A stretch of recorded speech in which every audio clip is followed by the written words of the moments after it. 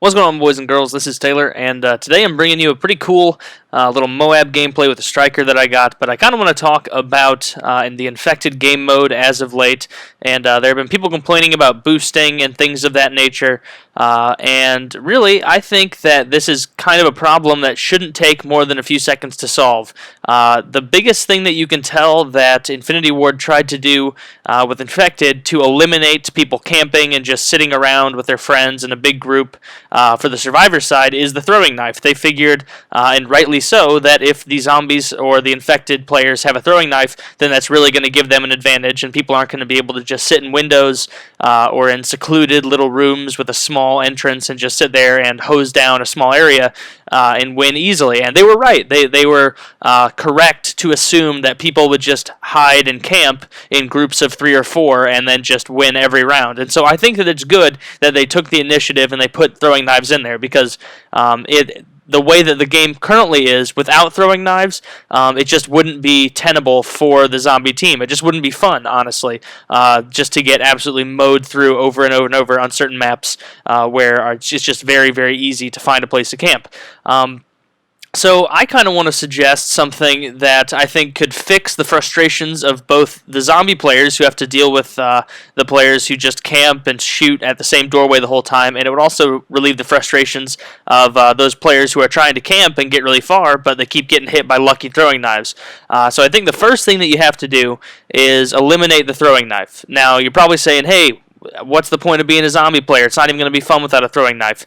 Just give me a second, all right? Don't jump on my back yet. But honestly, that's the number one argument against the throwing knife being removed to me as well, because when you're the zombie player, it's simply not as much fun as being a character with a gun. And so usually you'll see people leaving games when they get tagged because, it's just not fun without the throwing knife. I mean, if you see that you still have a throwing knife, you still have that thought in the back of your mind, like, oh, I could still get a really cool kill if I'm the first one to get to the last survivor, or something along those lines. So yeah, taking out the throwing knife definitely would take out some of the fun of that part, but just stick with me. So I think the first thing you got to do is get rid of the throwing knife, and you're already thinking, oh shit, well now it's just going to be the players with guns absolutely raping face again. But what you want to do is, in addition to getting rid of the throwing knife, you want to enact some sort of proximity timer around players who have yet to become zombies to make sure that they're not staying in the same area for more than 30 seconds, a minute. That's up for debate. I don't know what you think would be fair for that. I'd say like a minute. Like if you're staying in the same place for more than a minute, then it should probably go off and give you a warning, and then maybe have like a 10-second timer on your screen. Then it counts down, and you have to get out of that area. Otherwise, you turn into a zombie if you stay there, and that would really take care of the whole problem of camping, because then the players who are still alive can enjoy their moments of just pouring bullets and getting tons and tons of hit markers and having a great time. But then, pretty quickly, they're going to get overrun, and naturally, they're going to have to flee. That'll make sure that the people who are hosing down the zombies aren't getting caught by some random bullshit throwing knife, which is really stupid, honestly. If you've been playing infected mode, then then I know rather, that you've experienced that incredibly frustrating, just terrible feeling where you're just shooting just dozens of them, just poning them, just feeling so great, and then out of nowhere, just a blade just comes whizzing down by Zeus's hand and strikes you in the neck, and it kind of pisses you off because you're like, what the hell? That's kind of ridiculous. That defeats the whole purpose if at any point my rampage tirade of awesomeness can be ended by a lucky knife. So I think that would be a better solution, because then you would get people that were actually playing the way you would try to survive in a zombie scenario. See, I mean, the whole point of this game type is to have to treat your opponents not like AIs, but like actual people. That's why it's so much harder than Nazi zombies. A Nazi zombie AI is going to follow you, but you're going to be able to trick it easily. You're not going to be able to, or rather, it's not going to be able to predict your movements.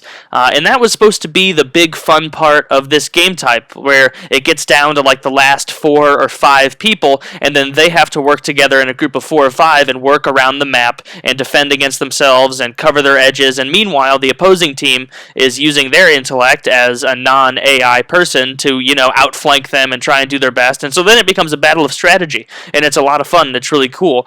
But And that just goes back to my point, where if you had this proximity timer, it would foster the need to move in kind of a semicircle around the map instead of just having these defined 3 or 4 spots on every map wherein everybody knows immediately, yeah, there's going to be 5 people hiding in this area or that area or X or Y area. So that would kind of add a little bit of freshness to the game. So instead of joining a game of hard hat and not knowing, and you wouldn't know where they would be, you wouldn't know exactly where they'd be defending their position. Whereas of now, in hard hat, you know exactly what corners they're going to be, what rooms they're going to use, and the like. I mean, if someone is not hiding in that little cardboard, or not cardboard, that whatever it is, that pressed cheap wood, plywood. Jesus, can't believe I couldn't think of that word. But everybody knows that one of the last people on hard hat is usually found in that little plywood shack. And so, I mean, just stuff like that. It would help add a lot more spice into the game if instead of relying on ridiculous bullshit throwing knives to kill the final survivor, you actually utilized strategy and forced him around the map, and then they actually worked like a team. I don't know. Maybe you guys have a lot more fun playing the game the way it is right now, where it's just kind of a heyday, just kind of a ridiculous, just complete carnage, just craziness. I'm sure a lot of people enjoy that, and that'd be a lot more fun. But from my perspective, it'd be even more fun if we could utilize a little bit more strategy in this.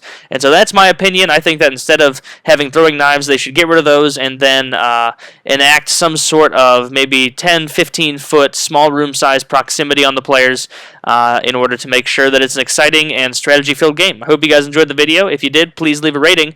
And, yep, I didn't forget. Love you.